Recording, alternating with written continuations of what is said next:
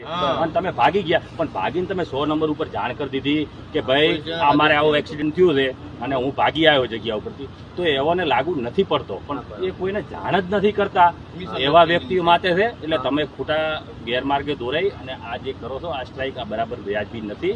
કઈ હોય તો જાણ કરો, અમે પોલીસ સ્ટેશનમાં જઈએ, પોલીસને જાણ કરો. તમે એક્સિડન્ટ ચલો થઈ ગયું તો સંજોગો વસાત થઈ જાય તો કઈ નહીં, આપણને ખબર છે કે સ્થાનિક જગ્યાએ ઉભા રહીએ, તમને એવું લાગે કે પબ્લિક મારશે તમને, બરાબર. તો એવા સંજોગ તમે જતા રહ્યા તો તમે 100 નંબર ઉપર જાણ કરો.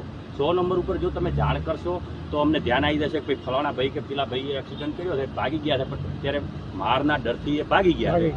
તો એમાં એવા સંજોગોમાં નથી જે હિટ એન્ડ રનમાં નહીં કહેતા તરત ભાગી ગયા, એવા સંજોગોમાં છે. તમે સમજો કાયદા, બરાબર. એટલે ગેરમાર્ગે ના દોરાવો. આ ટુરિસ્ટ પ્લેસ છે, બરાબર છે. તમે બહુ જવાબદાર વ્યક્તિઓ છો, તમારી જવાબદારી વધી જાય છે. તમે જ્યારે અહીંયાથી આખા ભારતમાંથી વિદેશમાંથી પ્રવાસીઓ આવે છે તો તમારી પેલી લઈને જાય.